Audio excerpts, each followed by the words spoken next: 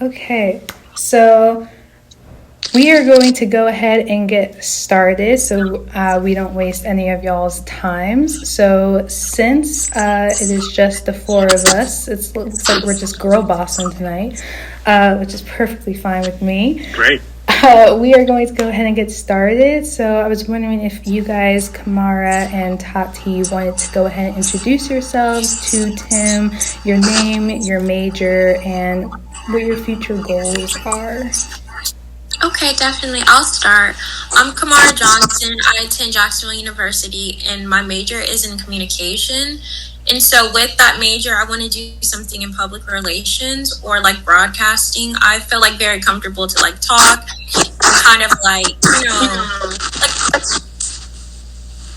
to cover like any like news, or any like story. I feel like I'm very like comfortable for that. And I also really like public relations, and it's just something that I like crisis management and just learning more about it. So yeah, that's a little bit about me. All right, Tati, do you want to go? Yeah, of course. So my name's Tatiana Floyd. I'm a communications major as well. My minor is marketing and music. So I've been singing for like a long time since I was little and stuff. So like my dream goals is to really like venture out in my music, my own personal music, and eventually grow my music skills. And then I'm really interested in also like public relations too. So that's like my kind of like all in one type of thing. Public relations, broadcasting, things like that too. So I'm just really excited to just get my hands on, honestly, any opportunities that grows those goals. Awesome. And very good. Tim, I guess I have to go now. Yeah. Talk about myself. So hello. Thank you guys for coming out. My name is Tim Driscoll. I am from Jacksonville, though I currently live in Greenville, South Carolina. Born and raised, went to school in Jacksonville, and then moved out here 3 years ago to be closer to my wife's family. So that's where I live now, but I've been in the film industry for, I think, about 18 years, since pretty much I graduated school. And I've done everything from production assistant on huge movies and TV shows.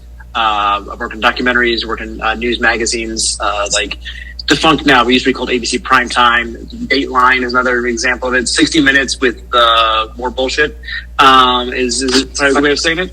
Yeah, I'm going to swear a lot, just a heads up. I curse a lot. So I've made a ton of things myself, and currently for work, I'm a freelance producer and director, and I've done stuff for Sony PlayStation and for Google and for the Food Network and the Washington Post creative group are probably the biggest names that I could drop. So that's, and I also used to run the Jacksonville Film Festival and everything in between those spaces. So all kinds of odds and ends and weird jobs doing weird things, in the film industry, not just weird jobs and doing weird things within the industry. So that's me in more or less a nutshell. It's career wise.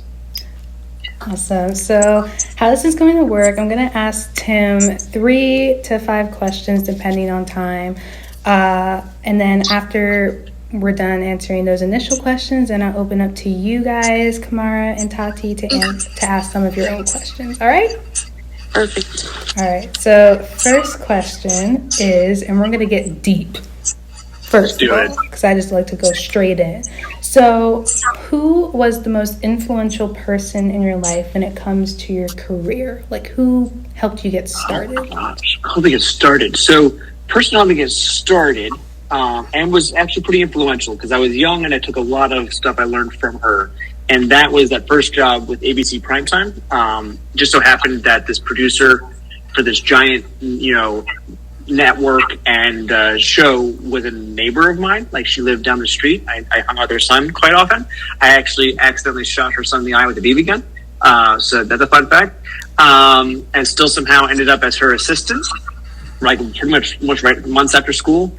But working with her and like immediately being thrown into like a high-end professional space with deadlines and expectations, that was just really interesting. But she was an Emmy winner, Peabody winner, like this brilliant woman, a tough boss. So sometimes it was really hard to navigate and keep happy or make happy. But she was so smart, and I just learned a bunch about editing and interviewing and the process of making documentaries in particular, and then producing sort of at large, because these documentaries have a lot of sort of guerrilla elements to them, where like, okay, ahead of time you're going to talk to these 3 people, and in that process of talking to them, you realize, oh, now they've talked to these people, they sort of pointed us in this direction. We need to talk to this person, and we need to film this B-roll. We need to make it happen soon, because we've now had this extra thing to go investigate. Because I guess for her, a lot of what she did was investigative video journalism. So I started off as her assistant, went in the editing room with her, and just watching how they constructed and wrote the script with all this, tapes and tapes and tapes of footage. So I'd have to go and just find scenes from various tapes, like hundreds of tapes. But learning how and watching how they would construct the script, and that was just like knowing the footage inside and out. And then on the second piece we did, they sent me out as an associate producer and a camera person to do all the interviews and B-rolls and stuff like that, and just learning on the fly, like how to shoot documentary stuff, and how to be attentive, and how to ask questions and leading questions and make people comfortable. And this is not the right place, but learning how to shut up and just let the people talk. So her name was Robbie Gordon. So I shouldn't say her name. Robbie Gordon was her name.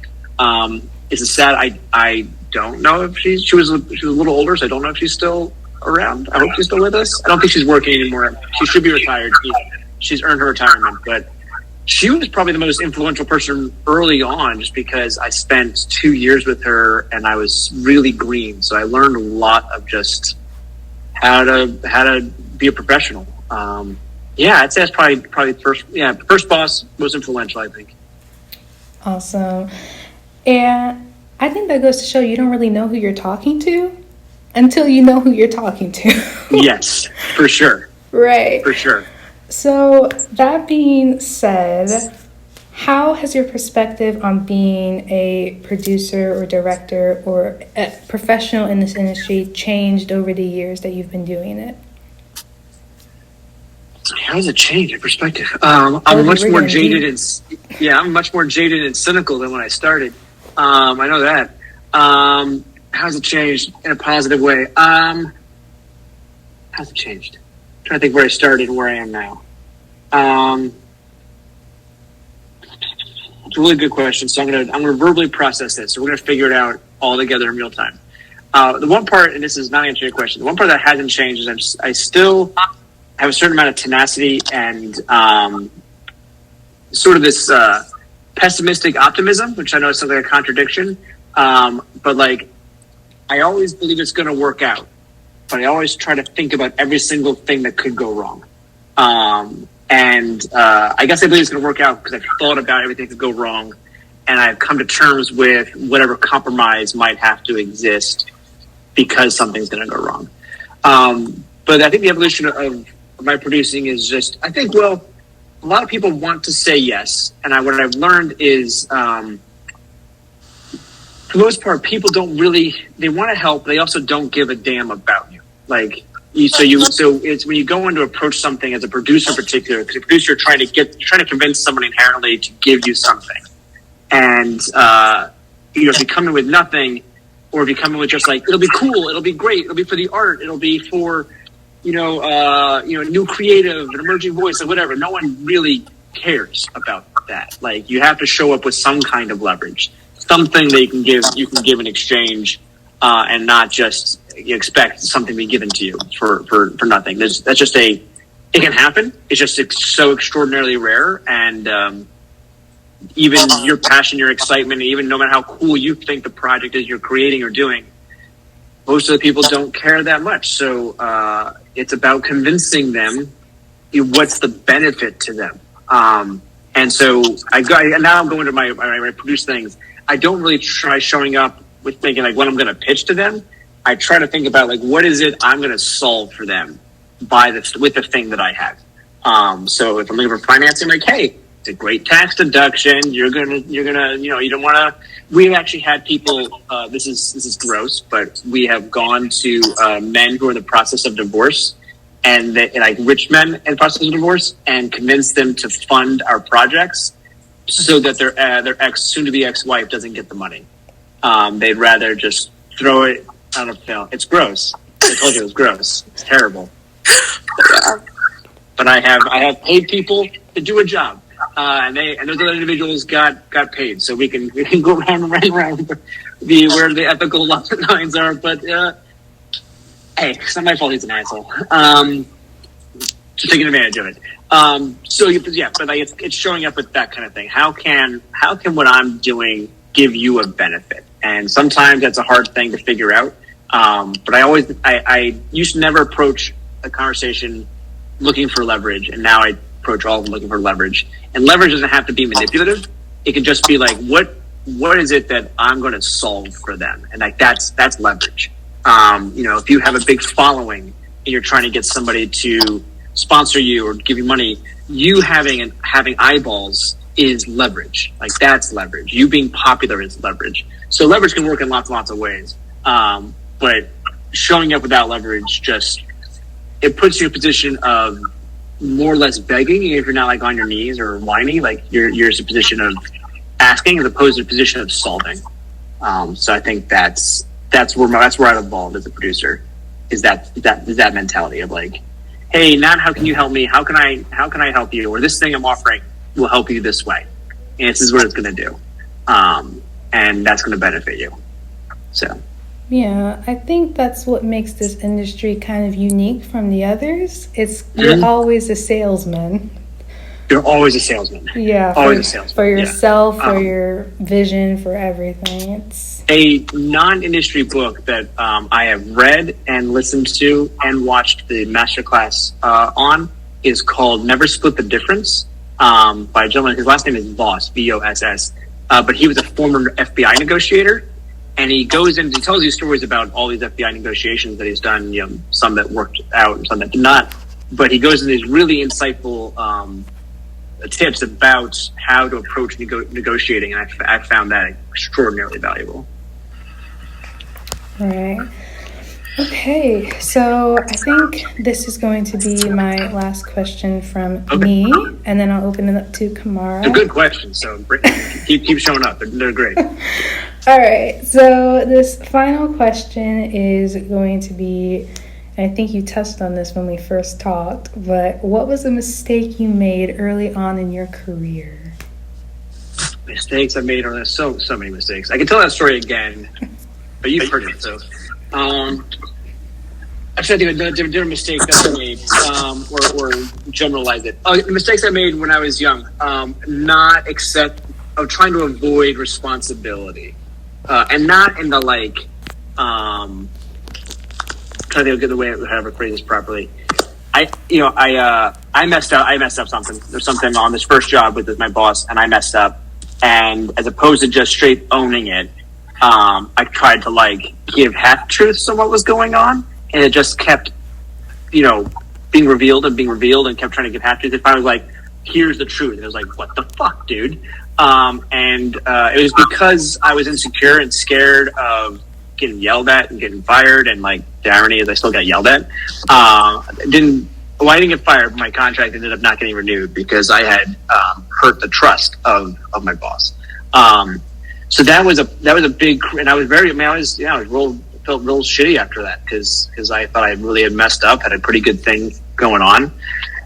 I learned, I got more mature and got better, and now I'm pretty straightforward. I try to manage expectations right away. And so I think that avoid responsibility goes to this too. When you are in negotiations or discussing, and when that can be negotiating, like, hey, I'm trying to get this location, or you have a client you're going to work with, and you're putting together your scope of work that everyone's going to sign and agree to, that you're really, really clear on what the expectations are. Set and manage the expectations early on and be clear on them. So when things go wrong and you have to put more time into it, they're not surprised when you're like, oh, I need to charge you an additional. Now you got to tell them up front, hey, this is because these things have changed. You're outside the scope of work. I have to charge you this much extra. they're not. They can say yes or no. They can, wherever, and then they move on. But if you just do it and don't explain it to them, then you put that, extra $3,000 on the bill. They're like, "What's this about?" You're like, "Oh, you're backtracking why it happened." No one likes that. It's better to have somebody be annoyed and frustrated and maybe even angry at the beginning, and the whole thing never go move forward. Than you get deep into something and somebody gets upset. So that mistake I made with ABC and NatBoss has translated and transformed over time. It wasn't like I had just a quick learn. I had to learn it over other smaller mistakes. That you manage expectations up front. Be very clear on what you can and cannot deliver. If you're saying, "I want to do this," and you go, "This is what we're doing. It won't look like this because we're not spending the money for it to look like this." And that's a thing that's gonna be a lot too, especially when I was early in my career. Imagine now that you're early in your career. They're going to be like, "Oh, I want it to look like $1 million product," but they're giving you $1,000. It's like, okay, well, maybe you can make that $1,000 look like $10,000. That'd be amazing, phenomenal job on your part. But if they're expecting $1 million and you give them a $10,000 look, they're still angry because they're expecting $1 million. So you need to manage the expectation of and you need to be mindful of what you're delivering, what you're capable of delivering right now with the money that you can demand and request and the experience you have. I'm only more recently able to create things that look like $1 million products. When I came out of college, I wasn't making anything look like $1 million. I was making things that looked like $1,000 or $5,000. Maybe it was a $10,000 thing. But I wanted those $1 million things. So it's just setting expectations, managing expectations, being really upfront and clear. Because if you can over-deliver, all the better. Under-delivering, no one likes under-delivering. And I think we've all experienced that. You'd rather get that free dessert than be missing your fries, to use a food metaphor in a restaurant. I hope that answers that question as far as mistakes and what I learned. Yes, that was very insightful. So now we're going to move on to Kamara and Tati asking their questions. And I'm going to start with Kamara because you're a buck. Yeah, definitely. So I'm going to start with one simple one, and then probably the last two are going to be a little bit more intricate. Cool. But what is your favorite documentary based on what you were saying and stuff like that? You said you worked on certain documentaries. Yeah, so it could be something that you've seen that kind of changed your perspective of something and something that was more in depth and you kind of gained more perspective. That's a really good question. Favorite documentary. I don't watch as many documentaries as I would like, especially considering I worked in it. The irony about working in documentary right out of school was that in school, my two least favorite subjects were editing and documentary. And the first two things I did out of school were editing and documentary. It was just sort of a weird thing. There's a documentary called The Act of Killing that's really phenomenal. It's about these Cambodian kill squads that when they were overthrowing the communist government, they brutally murdered a bunch of people they deemed as communists. And then decades later, this documentary comes in and has them reenact the murders for a play. And in the process of them playing the parts of the communists who were murdered, they start realizing what kind of trauma they inflicted on people. To one point, one of the lead main killers ends up just vomiting all over a floor because he suddenly realizes what he'd been doing to people, or what he had done to people decades ago. So The Act of Killing is really, really phenomenal. Two other ones, and these are going to be hard to find. I apologize. I'm going deep cuts here, and part of this is because I'm working at the festival. There's a short film. This one is available on Vimeo. It is called, I'm pretty sure it's called Exit 13. I'm going to look it up and confirm that. But it is called Exit 13. It is about a New York City dance troupe that's made up entirely of war veterans, people who have seen combat. And the dance troupe is designed to help these former soldiers, recover from PTSD. And so it won several awards as a short documentary. So that's really good. And then two other ones we played at the festival. One was called White Noise. I know that has distribution, but it is about the rise of the alt-right in the 2014 to 16, right before Trump was elected the first time. And then the other one, a friend of mine made, and I'm not just being biased, I think it's really awesome. It's called, The Knot. No, maybe that's a website. it's about forced marriages. It's about three women who were forced into marriage. Two of them, I think, were teenagers when it happened. And just it was three different religious groups that these women were sort of forced to marry these men who were extraordinarily abusive, and then how they got out of it and kind of telling their stories. So those films I thought were really, really phenomenal. And I will look up the short documentary so you can find that. And my pen, I broke my pen. Mm-hmm. Like a dummy. All right. So yes. So I'm gonna look this up while you're asking me the next question. Okay, definitely. Thank you. I will definitely look up those documentaries. I'm a big documentary person myself. I just kind of like learning about things that I didn't know, or like just diving in a little bit deeper.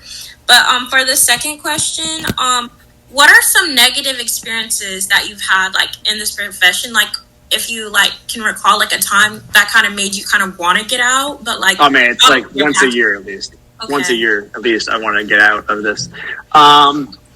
Negative experiences. Most of the negative experiences.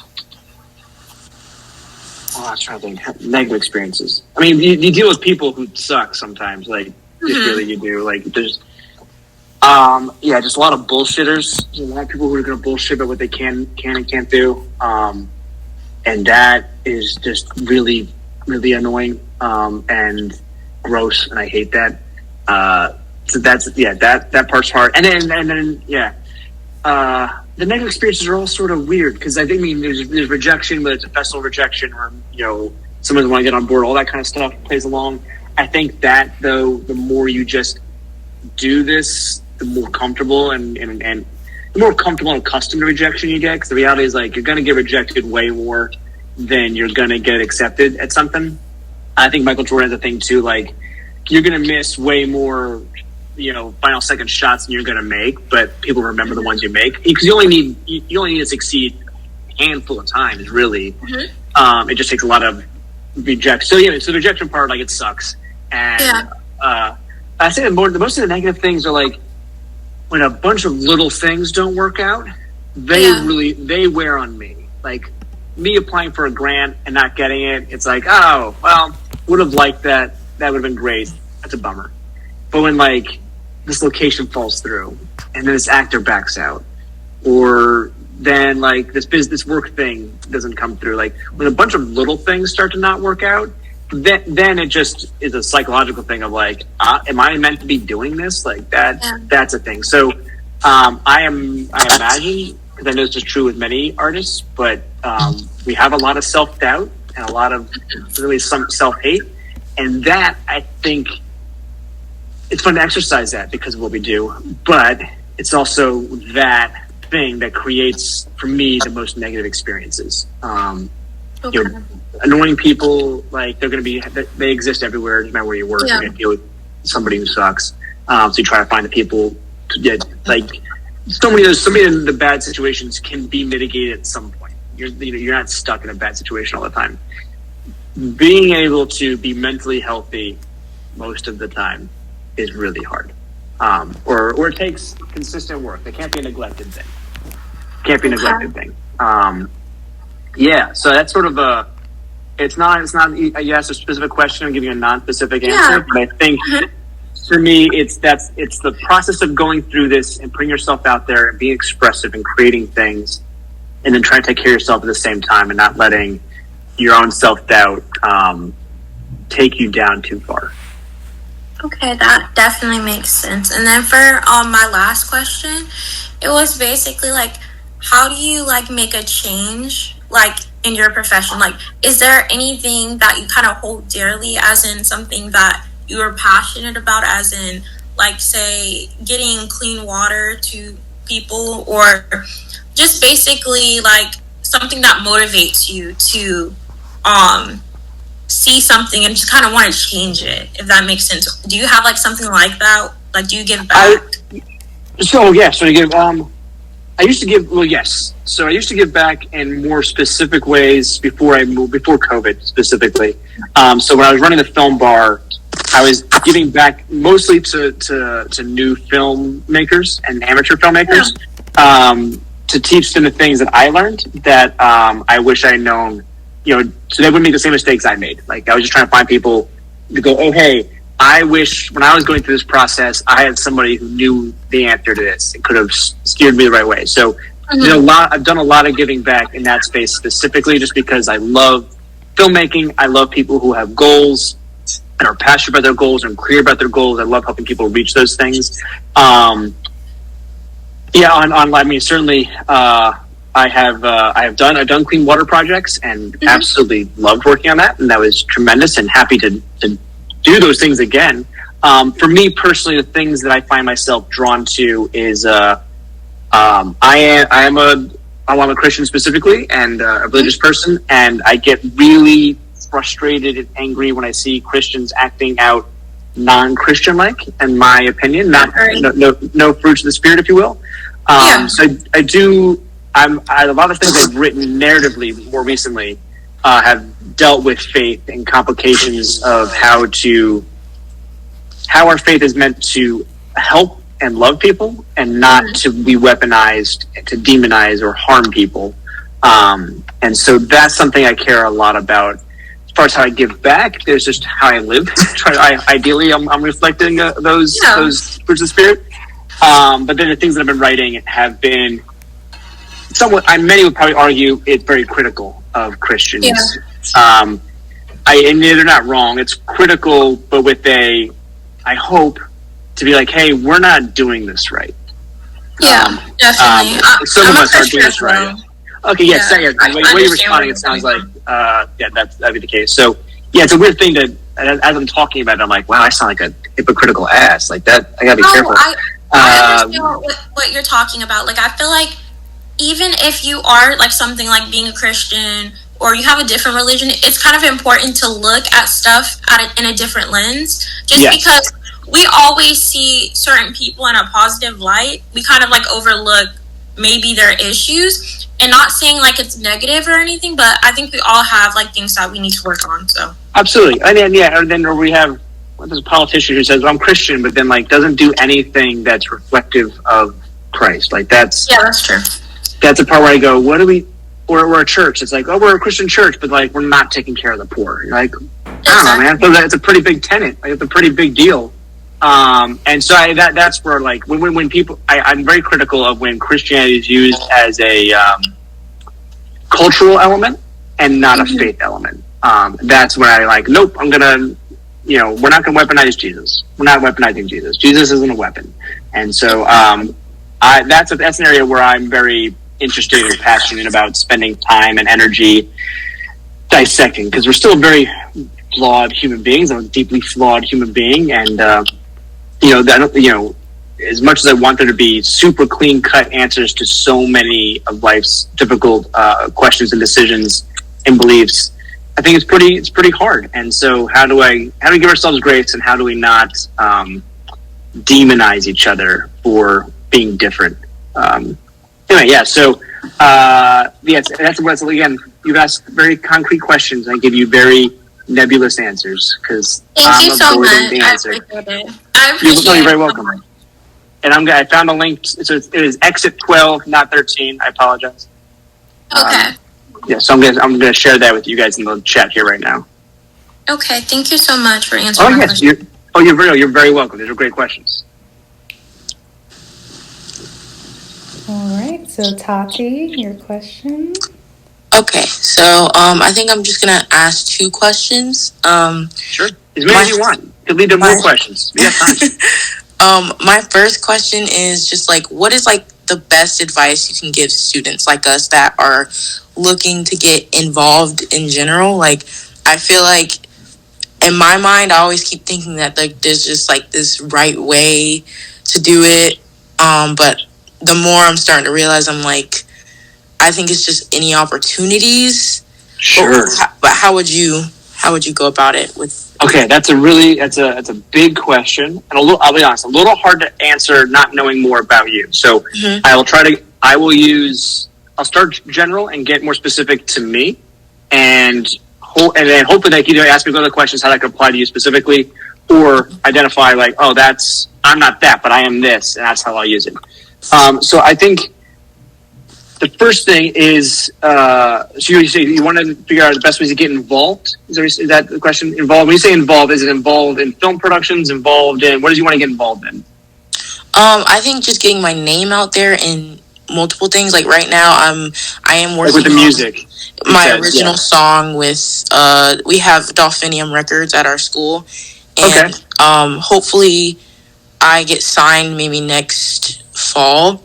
But right now we're working on like a TV show, and since I'm in communications, like I'm learning like how to make like production film. Right now I'm just using my iPhone because like I'm still new at it, so our director just tells us to kind of go slowly with it. But I'm learning the small parts of like B-roll and how to interview and basically like script writing. And I think the director kind of wants me to like be a person that works with scripts and find different things on campus to kind of cover. And so I'm slowly but surely getting my name out there a little bit, but I don't want to lose sense of like my goals, like my high goals, which is music. Mm-hmm. So I'm like, I'm basically saying like, would it be beneficial for me to say, oh no, I don't want to do that? Or is it still like a good thing to do more? That's a good question. So I would say generally, and you'll have to apply this to yourself and use your own wisdom on it. But I would generally say, unless it is very obviously taking you away from what you really want to do, having more experience and experiencing more things, learning how to do more things is super helpful. And it puts you also in a place where you can meet more people. Networking is such a huge thing. It's the whole it's all who you know. It's like, yes, what you know keeps you there, who you know gets you there. And so you want to know people. You want to in various places. And so if this thing you're talking about sort of gets you just in the door with other creatives, that's good. That's creative. Those creatives probably know other music creatives. So there's a reasonable path where you could cross over. But you will be mindful about, and being wise about, okay, I'm meeting these people. Are they talking about musicians? Are they talking about music videos? Are they talking about that kind of stuff? If they're not, then they may be in a film space that's not going to push or get you deeply connected. They may still have connections, but there may not be that clear parallel path to like push you in that side. But it's still, learning how to shoot things and edit things and do story and create stories is super helpful because we have these social media tools that, if you can maybe put your music out there, and whether you have a little home recording studio or you have to record some stuff in a proper studio, like great, that gets you a high quality, piece of music, but you still need to put it out there. And there's obviously, whether it's Spotify or SoundCloud or whatever the hell you're going to put it on, like millions of things get put on there, and someone finding you is hard. So you need other ways of drawing attention to yourself. So maybe it's using TikTok and the skills you've now developed with editing and filming yourself and talking and writing a story to go, hey, here's a behind the scenes look at how I wrote the story or why I wrote the story. And now you have this little documentary about, the journey with those lyrics. And then you have your behind the scenes thing. Maybe you're being proactive before you go and record at the studio. You get yourself or a friend to like film you at the studio. Okay, now here's a behind the scenes look of the studio process and how exciting and cool that was. Like, I would say treat those things in the moment of how you feel in the moment, because if it's your first time and you're trying to act like, oh, I've been here forever, well, we don't believe you. We don't believe you.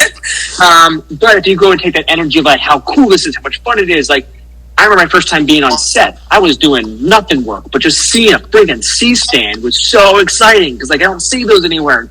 People setting up lights, I'm like, yeah, this is super awesome. Now it's old hat for me, and I'm like, yeah, the C-stand, whatever. Like, it's just in my way. I'm going to trip over. But when I first got on set, seeing the set, as the forest, before I start seeing the trees, is super exciting. You're going to have people who are on a similar journey who are right behind you, who are also going to, want to feel that excitement. So seeing the board and seeing the sound booth, like all of that's going to be really, really cool to somebody who doesn't know that space. And if that's your first time in there, your excitement about that's going to energize them. Like, oh man, God, he did it. That's awesome. Okay, I think I can do that too. So, and also just passion and excitement's contagious. Enthusiasm is contagious. So, having these other elements to push yourself up is really great. So getting to know people and then creating your own stuff and putting it out there and being patient with it. Because it does take time. Like, these things don't just turn over overnight. Like, you got to figure it out. And I think this is going to lead to the other thing that I would say generally. It's not advice on how to get your name out there, but it is advice on how to make yourself distinct. And that is I was very late with this, and no one really taught me till much later, and I'm mad about it. But so I'm going to teach you now. If you don't already know, you guys might be ahead of me. So here's something I learned too late. Hopefully you already know. Is identifying your voice. And for a long time, I was like, what the hell does that mean? My voice. I was like, I sound the way I sound. What does that mean? My voice, especially in filmmaking. And I had a friend who was a singer, and we had a music video for him. And then, like, years later, he shows this other song, and it's still him, but he sounds kind of different. Like, there's a whole different vibe to it. He's like, yeah, it took me a while to find my voice. And he was a great singer, that first music video he did. But now, like, he had the style and the vibe, and, like, Frank Sinatra sings a specific way, right? Lady Gaga sings a specific way. Like, that's their voice. It's the way, like, they're distinct. It's how they phrase things. It's how the quality, tonal element of their voice. What Miley Cyrus could be identified from, a million other people because her voice is distinct. And that's not just like her singing voice. That's a developed thing. Like, she found it and goes, oh, okay, this is where I live. I live in this space. She's not trying to do different things. So take your time to figure out your voice both as a singer and a musician, but then also, like, what's your voice going to be? And that's sort of like, what's the personality that's going to be on social media that promotes this thing and pushes this thing forward? And that, you want those two things to line up. Like, you want to be too cool for school on TikTok, but then be doing, pop rock. Like, those two things don't quite line up. So you want those things to meld well. But I think just work on that, and finding your voice is just like when I found my voice filmmaking wise, it goes back to sort of the religious thing. It was like, well, what is it that I'm passionate about? Like, what is it I want? What are stories I want? Is it a storyteller part? It's not the singer part. But as a storyteller, like, what are stories that I want to tell? That when people go, oh, that's definitely a Tim type of thing. And then for me, the filmmaker, I merge my voice with my style, and now it becomes, there's Tim's thing. And similar, I think, with music, you're going to find your voice and you're going to find your style. And it's like, bam, that's who Tati is. She's this person. And then once that's like really rock solid and solidified, then you can go be Cowboy Carter and do a country album. And, like, it's like, oh, that's still Beyonce. Like, we still know who that is. But it can be different, but it's still also her. Like, it's absolutely Beyonce while also being completely not Beyonce. But how many albums is she in? How many years has she been doing this before she went and did something kind of quote unquote radical for her as a musician? It took a long time. I mean, God, at least 20 years before we had this new thing. Just great, super cool. But Beyonce was such a thing before then that, like, it makes sense. So yeah, and especially put yourself out there. Like, well, that's how people are gonna find you. Put yourself out there, and people start finding you. And then just keeping your eyes open, ears open for opportunities as they come about, and then saying yes when it's wise, and being comfortable when it's no, even if it works out really, really well for somebody else. Because I think this is a good example to maybe hopefully be encouraging. But when they were looking for a director for the first Harry Potter movie, they asked Steven Spielberg to do it. Steven Spielberg's great. He made all the, some of the best movies of my childhood. And he was like, no, this is not the right movie for me. I can't do this movie. So they gave it to this other guy, Christopher Columbus, and he absolutely crushes it, right? The first two movies, hugely successful, all of them hugely successful, but Columbus is the first two. Spielberg misses out on it. But he's always like, he's like, I wouldn't have done it right. It wasn't the right movie for me. So, like, even though it was a huge hit, he recognized and was okay with it not being his hit. And so I say that to you, when opportunities come around, some of them won't be right. Pass on them, but be okay that someone else might just get launched up into the air. Like, that's gonna happen. You just have to go, okay, I didn't miss. It wasn't my opportunity. I made the right decision. I was being wise. So yeah, just be wise on what you're doing so that it stays close to your goal. Keep it tangential. If it's too far off, either A, ride the mistake and learn from it, or B, go, okay, well, how that wasn't for me. What do I, or this is, it was a mistake that you did it and you learn to be better about that. Or B, you find ways to connect other things. So Yeah, you guys have asked really concrete questions. I feel like I've mostly just rambled bullshit off. So hopefully, something no, that was really helpful. I appreciate it. I just think it's so hard, especially like being so eager to just like get yourself in the door, and 100%. Once you get like any type of like recognition or like someone finally notice you, it's so easy to just be like yes, yes, yes, yes, and then you start thinking, and like I'm like, I don't know if this is like my passion, like would someone else do it better than me? But then I've also been told that I've been doing pretty well because I took a few classes last semester, and just like my film class, and then I'm on the Dolphin Channel media team this semester. Okay, great. Yeah. So I'm growing those skills, and so that's why they need someone like me on the team for this new TV show. I can't say much about it yet. But yeah, it's supposed to be like a TV show. Keep your secrets. That's fine. No big deal. Keep your secrets. Yes. So it's just, I think it's going to be good for me to get exposure and just like try something new. Separated from, my class Dolphin Channel media team. But then I'm just, I was really on the fence because I'm like, I don't know if this is going to like pull me away. But I definitely think it could help me because it does cater to like a lot of music stuff too. Okay, perfect. Yeah. So I think now too, like with being in college, and I don't know obviously what your lives are like and what kind of other responsibilities you have, but like if you're not married yet, if you don't have children yet, those are responsibilities. Like if you want to maintain a healthy relationship, you got to give that time. So like that takes time. If you have kids, they take time. If you don't have those two things yet, you have the time now to like hustle in both spaces. Do your day thing with the film people, but then do your music in the evening. And I think also too, like, I can only say this now with the maturity and distance of being old, but like the whole thing is a marathon. You don't have to have it figured out and be the talent right now.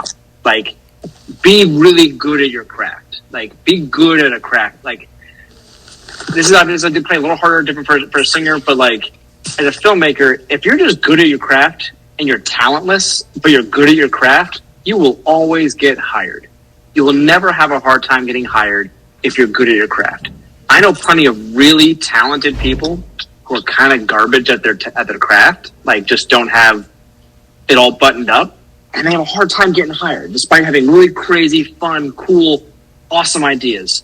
Their craft is not solid, and they either have or still struggle to get work because that's not figured out.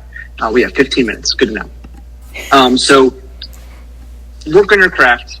Be a good craftsman. And I think you can be a good craftsman as a singer. You can be a good craftsperson as a PR person, agent, whatever the case. You can be good at the craft. And then if you have talent also, that's what's going to make you really, really successful, is marrying talent and craft. So develop your taste, develop your talent, develop that aspect, the art, develop the art. And that's just experiencing things, having a point of view, being able to put your point of view into your work. That's the talent art part of it. Knowing how to be a good craftsperson, that's the job. And so if you can do that, you always have work. So yeah, that's I would say again. So just don't feel like something has to be rushed. Keep working on it, get better, 1% better every single day, and then by the end of the year, you're 355% better than you were on January 1. So yeah. Thank you. All right. I definitely have one more question. Sure. Yeah. You probably like said something like, you probably answered this already. But do you have any regrets? Like any regrets that you think that is significant that, could share with us? And FYI, we have like 10 minutes left. So 10 that minutes. means for you have 3 minutes to answer this question. Very good. Okay. Regrets. I regret every time I didn't manage expectations with people and wasn't clear about what I wanted to do or what I could do. I regret every one of those because it never worked out well. So I regret that. I have mixed feelings. Regret's tough to say. Mixed feelings on a film, but I was offered to produce on, and for various reasons I chose not to. And that film ended up being really, really successful. So back to like, is the right opportunity? So I'm confident that I made the right call, but I also really wished I would have had the connections that would have come with having been on that successful film. I know I made the right call because I would have been just as angry being the producer on that film at the premiere while not being the director than I would have been not being involved at all and not being at the premiere as the director. So either way, I was not going to get the recognition I would have wanted because I want to be a director. But I do wish I would have been around so that I could have had the connections. But at the end of the day, I made the right call. But that's a mixed feelings, not a regret. The regret is anytime I wasn't clear and stood my ground on something. Every single time I have a regret on that. Okay, thank you so much. For sure, absolutely.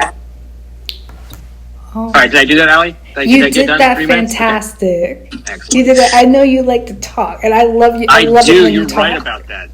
I love talking. I love when you talk, but in my sleep, just talking all the time. You're just talking all the time, but you're talking words of wisdom in your sleep, which I think. I hope so. I hope no one's there to listen, so it's like a tree in the woods. Just make a sound. That's fine. Well, thank you so very much for taking time out of your busy schedule to talk to us. And Tati and Kamara, thank you as well for taking time out of your schedules to come to this session. I know y'all are busy with school and midterms and whatnot. So thank y'all very much. That's my email. If you ever want to email me, ask me a question, I just put that in the chat as well. So you can save that. Feel free to ask me questions or email me.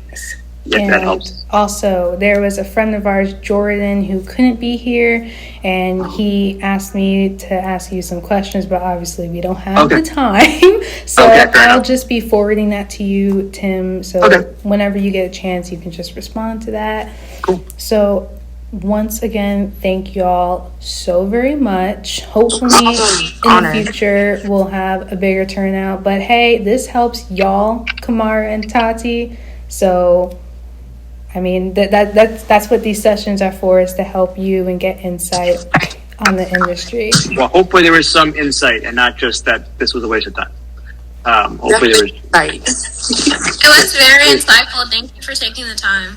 Oh, you guys are more than welcome. Thank you guys for coming out on a Friday at 5:00. So now I appreciate that.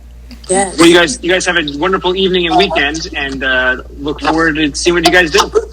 Thank you, too. Absolutely. Take care. Bye. Bye, y'all.